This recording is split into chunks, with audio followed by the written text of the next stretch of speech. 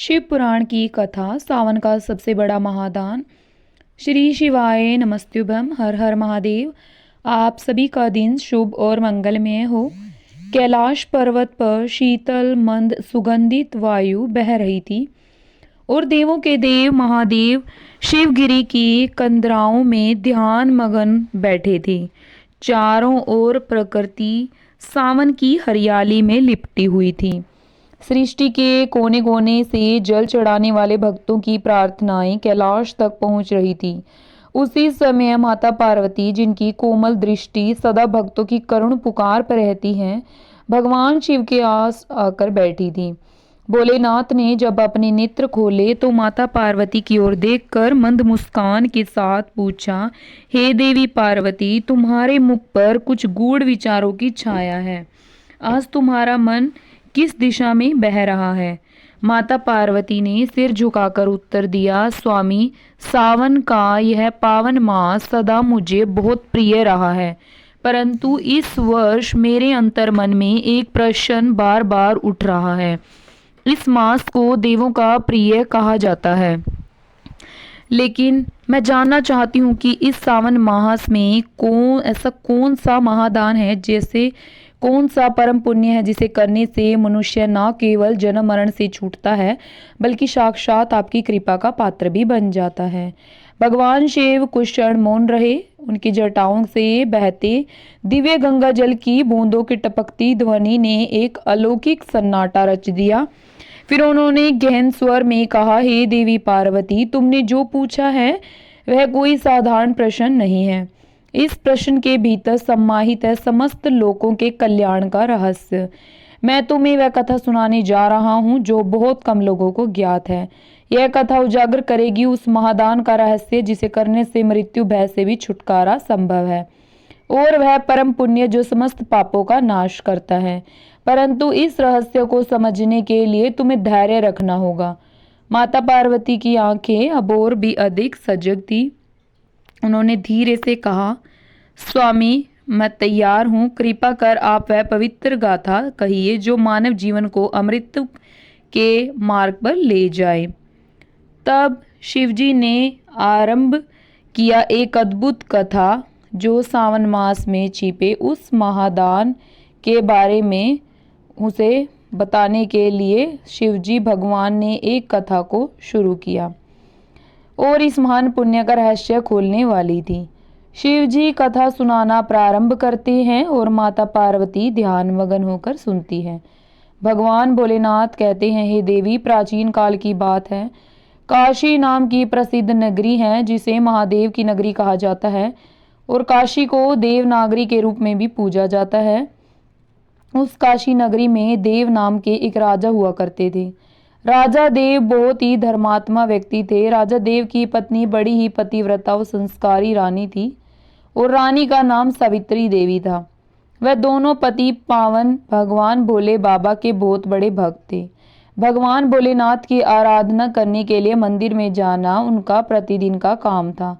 राजा देव धर्म पूर्वक अपने राज्य का संचालन कर रहा था। राजा के राज्य में कोई भी व्यक्ति दुखी नहीं था। समस्त जनता सुख और वैभव से संपन्न थी और चारों तरफ खुशियां ही खुशियां थी।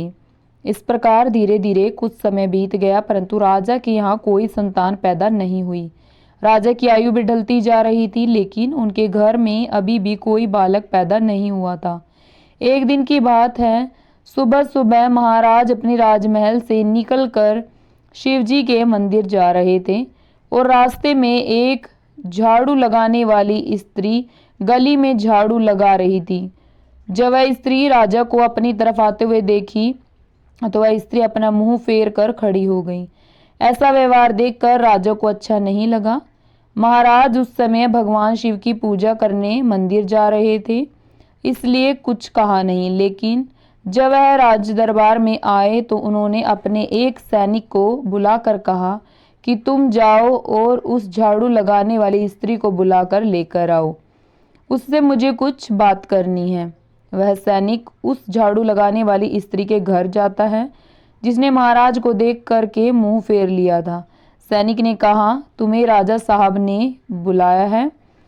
वह झाड़ू लगाने वाली मन में विचार करने लगी कि महाराज का आदेश है, इसे मैं तोड़ नहीं सकती, इसलिए राज दरबार में मुझे जाना ही पड़ेगा।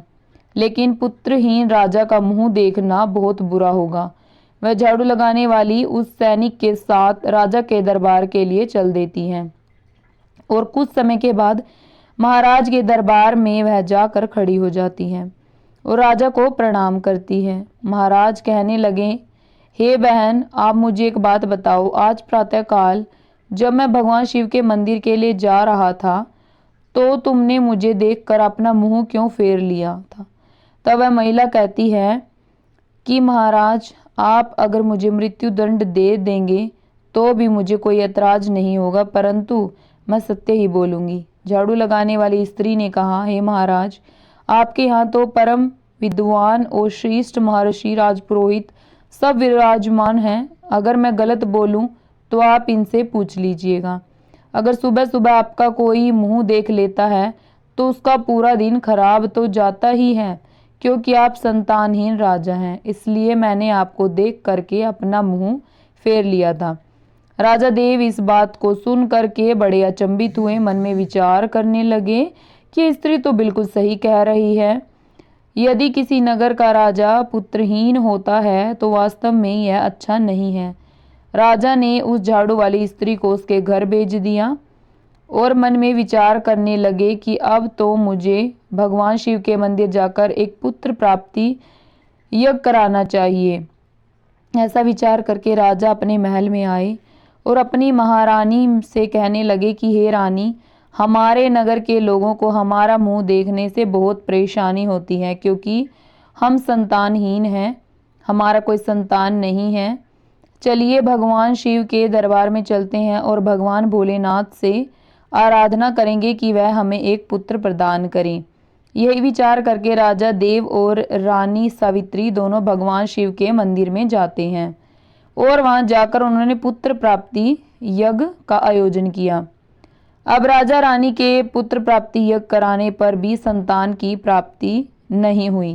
राजा का पुत्र प्राप्ति यज्ञ भी निष्फल हो गया। इधर जो यज्ञ करने वाला पंडित था वह भी यह जानकर बड़ा चिंतित हुआ कि आज तक मैंने जितने भी यज्ञ करवाए हैं कोई भी यज्ञ निष्फल नहीं गया है। लगता है राजा का भाग्य ही खराब है। राजा के भाग्य में भगवान ने कोई संतान प्राप्ति का योग ही नहीं है, इसलिए तो पुत्र प्राप्ति यज्ञ निष्फल हो गया। शिवजी कहते हैं, हे देवी, राजा देव बड़ा ही धैर्यवान था। इस बात से राजा बिल्कुल भी विचलित नहीं हुआ, क्योंकि राजा बड़ा ही धैर्य धारण करने वाला था। राजा ने अपने मंत्री से कहा, मंत्री जी, आप मेरी अनुपस्थिति में राज्य का संचालन करो। सावन का महीना चल रहा है और कुछ समय तक मैं अब एकांत में भगवान शिव की आराधना करूंगा। ऐसा निश्चय करके राजा भगवान शिव जी के मंदिर में बैठकर उनकी तपस्या करने लगता है और इस तरह से धीरे धीरे तपस्या करते हुए राजा को 1 साल गुजर जाते हैं।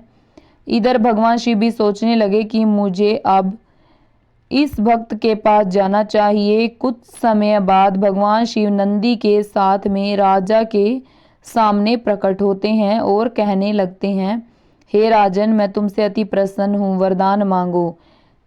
तुम मुझसे क्या वरदान चाहते हो? राजा ने कहा, हे प्रभु, आप तो अंतर्यामी हैं, सबके मन की बात जानते हैं। हे प्रभु, जैसे हंस बिना सागर सुना होता है उसी तरह, और जैसे कोयले के बिना बाग सुनी होती है, उसी प्रकार पुत्र बिना मेरा समस्त जीवन सूना है। राजा की बात सुनकर भगवान शिव बोले, हे राजन, वैसे तो तुम्हारे भाग्य में 7 जन्मों तक संतान सुख नहीं है, परंतु तुमने मेरी आराधना की है, इसलिए तुम्हें एक पुत्र प्रदान कर रहा हूँ। लेकिन ध्यान रखना, उस पुत्र की आयु मात्र 25 वर्ष होगी। 25 वर्ष तक वह तुम्हें पुत्र का सुख देकर पुनः अपने स्थान को लौट जाएगा। राजा ने मन ही मन सोचा, चलो 25 वर्ष ही सही, कम से कम संतानहीन होने का कलंक तो मिट जाएगा। राजा ने कहा, जो भी हो प्रभु, आप मुझे पुत्र प्राप्ति का वरदान दे दीजिए। फिर क्या था, भगवान भोले बाबा ने अपने एक गण को बुलाया और उससे कहा कि तुम 25 साल के लिए इस राजा के पुत्र के रूप में जन्म ले लो। राजा मंदिर में से भगवान भोलेनाथ का वरदान लेने के पश्चात वापस अपने महल में लौट आता है और यह सूचना अपने राजपुरोहित और महारानी को देता है। भगवान भोलेनाथ ने मुझे पुत्र प्राप्ति का वरदान दे दिया है। अब हमारे घर में बहुत जल्द पुत्र प्राप्त हो जाएगा। अब धीरे धीरे समय व्यतीत हो गया और भगवान भोले बाबा के वरदान के अनुसार रानी सावित्री देवी गर्भ धारण करती हैं। यह समाचार मिलते ही राजा के महल में खुशी की लहर दौड़ जाती है और राजा बहुत प्रसन्न होते हैं। समय के अनुसार भगवान भोलेनाथ के उस महान गण ने राजा के यहाँ पुत्र रूप में जन्म ले लिया। यह देखकर राजा और रानी बड़े प्रसन्न हुए। संपूर्ण काशी नगर में उत्सव मनाया गया कि महाराज के यहाँ पुत्र का जन्म हुआ है। राजा के बेटे का नाम पंडित ने रुद्र प्रताप रखा। धीरे धीरे रुद्र प्रताप बड़ा होने लगा। राजकुमार रुद्र प्रताप अपने पिता की तरह बड़े ही धर्मात्मा और ईश्वर भक्त थे। राजा का पुत्र बड़ी तेजी से बड़ा होने लगा। धीरे धीरे समय गुजरता चला गया। अब राजा बहुत प्रसन्न रहता था क्योंकि उसके घर में एक पुत्र जो आ गया था। पुत्र के लाड प्यार और लालन पालन में राजा यह बात भूल जाता है कि इस पुत्र की आयु मात्र 25 वर्ष है। जब उस पुत्र की आयु 15 वर्ष की होती है तब एक दूसरे नगर का राजा था, राजा तेज सिंह, जिसकी एक पुत्री थी जिसका नाम था वैदेही। वैदेही रूप में इंद्र की अप्सराओं की तरह लगती थी। वह एक परम सुंदरी कन्या थी। वह कन्या भी बड़ा दान धर्म किया करती थी। बचपन से ही उसे अपने माता पिता द्वारा धर्म कर्म करने के संस्कार मिले थे। वह प्रत्येक जीव पर दया रखती थी। सवेरे उठकर सबसे पहले पक्षियों को दाना चुगाया करती थी और अपने द्वार पर आए हुए किसी भी अतिथि और साधु संत को खाली हाथ नहीं लौटाती थी। वह हर भूखे को भोजन कराती थी। वह कन्या भी विवाह योग्य हो जाती है। महाराज तेज सिंह ने जब राजा देव के पुत्र रुद्र प्रताप के बारे में सुना कि महाराज देव का एक बड़ा धर्मात्मा और तेजस्वी पुत्र है, ऐसा विचार करके राजा तेज सिंह ने अपनी कन्या का रिश्ता राजा देव के यहाँ भिजवा दिया। उधर राजा देव के मन में विचार किया कि मेरे पुत्र की आयु मात्र 25 वर्ष है, मुझे इसका विवाह कर लेना चाहिए। हो सकता है कि विवाह करने के बाद मेरे पुत्र से मेरा वंश आगे बढ़ जाए। ऐसा सोच विचार कर राजा देव वर्मा ने अपने राजकुमार का रिश्ता तय कर दिया और कुछ समय में ही राजकुमारी वैदेही का राजकुमार रुद्र प्रताप के साथ विवाह हो जाता है। राजकुमारी वैदेही बहुत ही पतिव्रता स्त्री थी। उसकी एक बात यह भी थी कि वह भोजन तब तक नहीं करती थी जब तक किसी भूखे प्राणी को भोजन नहीं करा देती थी। धीरे धीरे समय गुजरता गया। इधर राजा देव को लगने लगा कि उसके पुत्र की मृत्यु का दिन नजदीक आ रहा है, क्योंकि उसकी 25 वर्ष की आयु पूरी होने वाली थी। राजा तो पहले से ही जानता था, क्योंकि भगवान भोलेनाथ ने उसे सब कुछ बता दिया था कि आपके पुत्र की आयु मात्र 25 वर्ष की होगी। राजा ने यह बात किसी को नहीं बताई। जैसे जैसे राजकुमार की उम्र बढ़ रही थी वैसे वैसे राजा की चिंता भी बढ़ रही थी। धीरे धीरे जब राजकुमार की आयु में मात्र 4 दिन शेष रह गए तो राजा सोचने लगा कि अब मैं क्या करूं। मेरा पुत्र तो 4 दिन के बाद मृत्यु को प्राप्त हो जाएगा। पुत्र मोह के कारण भगवान भोले बाबा के वरदान को भी राजा भूल जाता है और पुत्र में आसक्ति होने की वजह से वह बीमार पड़ जाता है। वह पुत्र की मृत्यु की बात सबको बताकर उन्हें भी चिंता में नहीं डालना चाहता था। इधर राजा ने भोजन करना छोड़ दिया। जब वह दिन आ गया जिस दिन उसके पुत्र की मृत्यु होने वाली थी, उस दिन राजा सुबह से ही भगवान भोले बाबा के ध्यान में डूब गया और कहने लगा, हे प्रभु, पुत्र के जाने का दुख सहन करने की मुझे शक्ति प्रदान करिए। विधि के लिखे को कोई नहीं बदल सकता। जो होना है वह तो होकर ही रहेगा।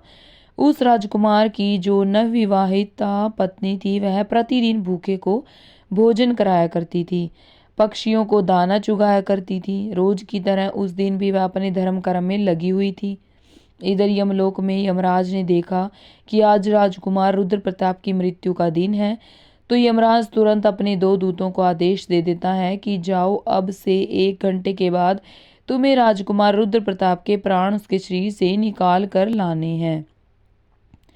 यह सुनकर कि उसके राजकुमार रुद्र प्रताप के प्राण तुम ऐसे नहीं निकाल सकते, इसके लिए तुम्हें एक सर्प के पास जाना होगा और उस राजकुमार की मृत्यु के लिए उससे प्रोत्साहित करना होगा, क्योंकि उस राजकुमार की मृत्यु सर्प के डसने से ही होगी, तभी हम उसके प्राण हर सकते हैं। यमराज ने अपने दोनों दूतों से कहा कि जाओ, शीघ्रता से अपना काम करो और 1 घंटे के अंदर ही उसके प्राणों को लेकर आना है। यमराज की आज्ञा पाते ही 2 यमदूत राजकुमार रुद्र प्रताप के प्राण लेने के लिए चल दिए और उधर यमराज की माया से प्रेरित होकर एक तरफ यमराज की आज्ञा पाते ही 2 दूत राजकुमार रुद्र प्रताप के प्राण लेने के लिए चल दिए और उधर यमराज की माया से प्रेरित होकर एक सर्प मन में विचार करने लगा कि आज मुझे राजमहल में प्रवेश करना चाहिए और राजमहल में मुझे घूम कर देखना चाहिए। सर्प घूमता घूमता चला जा रहा था और राजा के राजमहल में प्रवेश कर गया। अब वह सर्प तो यमराज से प्रेरित था, इसलिए घूमता हुआ वह राजकुमार के बिस्तर पर पहुंच जाता है जहां राजकुमार सोता था। सांप वहीं जाकर राजकुमार के बिस्तर के पास बैठ जाता है। यमराज ने दोनों दूत राजमहल के द्वार पर खड़े हो जाते हैं और समय पूरा होने का इंतजार करने लगते हैं। सोचते हैं कि 1 घंटा का समय कब समाप्त होगा। जब यह नाग उस राजकुमार को डसेगा तब हम उसके प्राणों को लेकर यमलोक जाएंगे। इस प्रकार यम के दूत विचार कर ही रहे होते हैं कि तभी क्या होता है, किसी दूसरे एक गांव में एक गरीब व्यक्ति रहता था। उसकी एक पुत्री थी। उस पुत्री का विवाह उन्होंने समय पर ही कर दिया था, परंतु उस पुत्री का जो पति था वह बहुत मदिरा पीता था और जुआ खेलने, वैशाली जाना उसका काम था। उस गरीब दंपत्ति की पुत्री को वह हमेशा परेशान किया करता था, अर्थात उसको मारता पीटता था, उसे घर से निकालना चाहता था।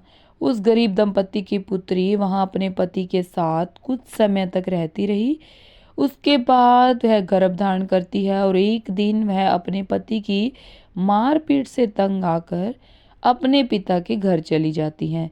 उस लड़की का पिता बूढ़ा हो चुका था, इसलिए उसकी कुछ कमाई नहीं हो पाती थी। बेचारा भीख मांग कर खाता था, भीख मांगता और तीनों प्राणियों के पेट का पालन पोषण करता था।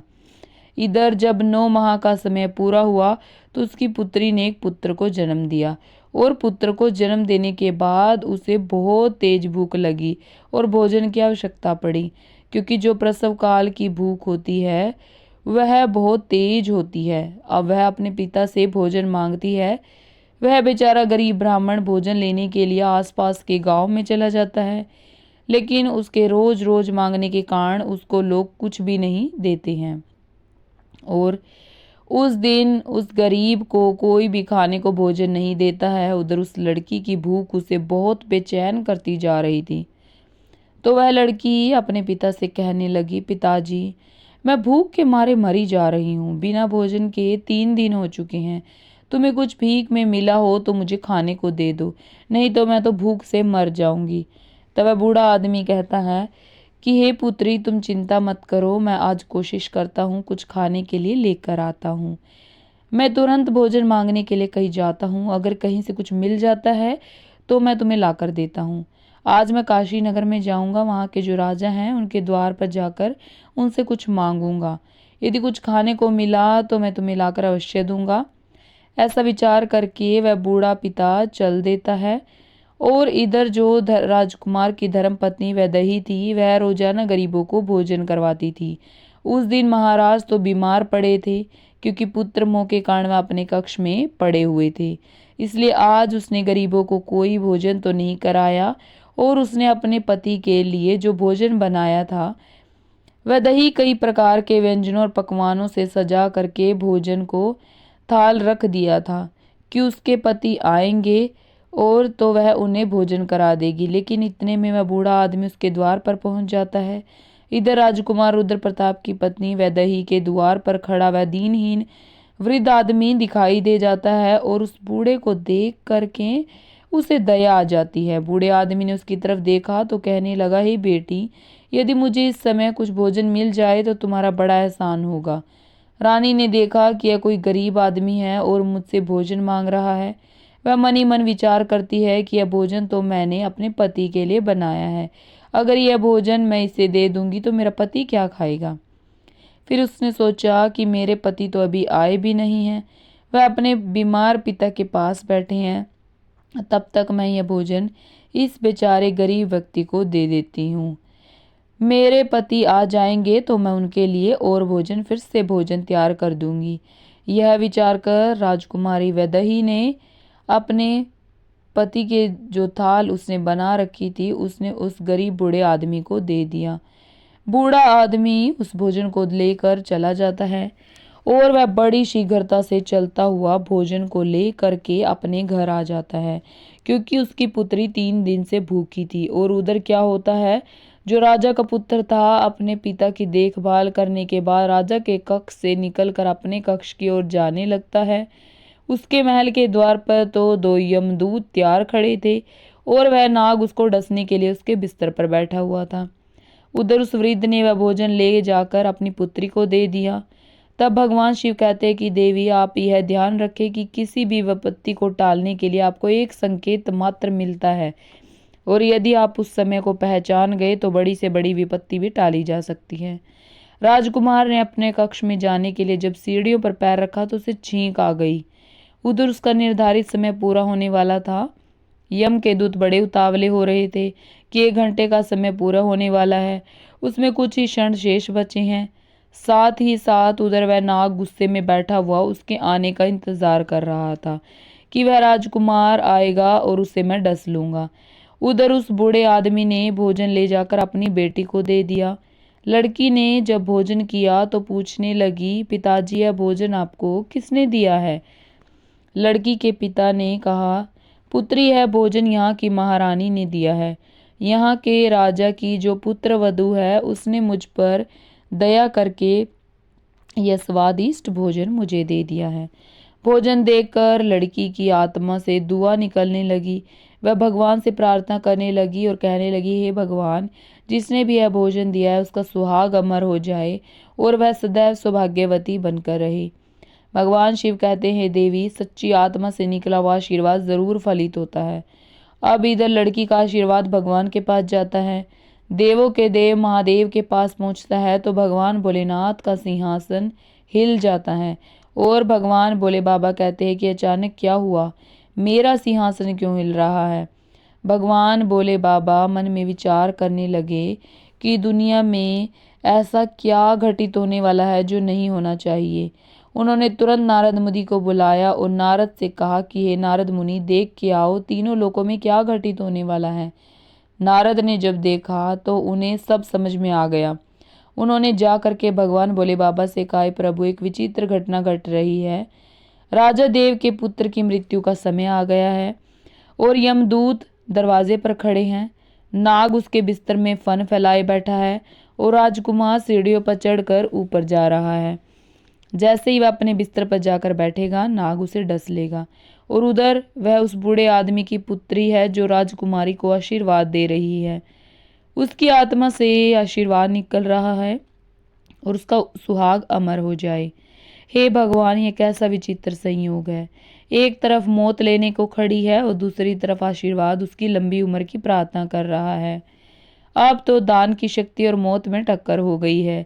नारद जी बोले, प्रभु, अब इसमें क्या होगा? भगवान भोले बाबा बोले, जो विधाता ने निश्चित कर दिया है वही होगा, देखते रहिए, सब अच्छा ही होगा। उसके बाद भगवान भोले बाबा वहां से अंतर्ध्यान हो जाते हैं। उधर वह राजकुमार सीढ़ियों पर चढ़कर अपने पलंग की ओर जाता है और यम के दूत बाहर खड़े हुए उसकी तैयार खड़े हुए थे। देख रहे हैं कि अब हमारा काम बन गया है, परंतु देखिए होनी का संयोग। इधर राजकुमार अपने बिस्तर पर जाकर बैठता है और उधर दान की शक्ति बीच में आकर खड़ी हो गई, जिसके कारण नाग बेहोश हो गया। उसे चला भी नहीं जा रहा था क्योंकि अब नाग में आगे बढ़ने की शक्ति नहीं थी। नाग सोचने लगा कि मैं तो इस राजकुमार को डसने आया था, पर मुझसे तो अब चला भी नहीं जा रहा।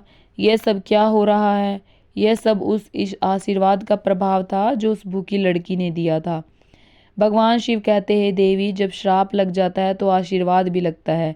राजकुमार और नाग के बीच में आशीर्वाद आकर खड़ा हो गया। राजकुमारी का दान मृत्यु को आगे नहीं बढ़ने दे रहा था। यमदूत उस दान की शक्ति से कहने लगे कि तुम यहाँ से लौट जाओ, हमें हमारा काम करने दो, हम इसको लेने आए हैं और इसके प्राण लेकर ही जाएंगे। तो दान की शक्ति और उस लड़की का आशीर्वाद कहने लगा, ऐसा कभी नहीं होगा कि हमारे होते हुए तुम इसके प्राणों का हरण कर सको। अब तो दोनों में बहस आरंभ हो जाती है। बहस आरंभ हुई तो उनमें युद्ध शुरू हो गया और दान की शक्ति ने नियम के दूतों को आगे बढ़ने से रोक दिया।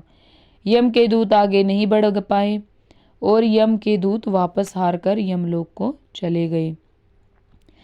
दोनों ने जाकर के यमराज से कहा, महाराज ये कैसी विडंबना है। यमराज ने कहा, क्या हुआ, तुम लोग खाली कैसे आ गए, तुम्हें तो राजकुमार रुद्र प्रताप के प्राण लेने भेजा था।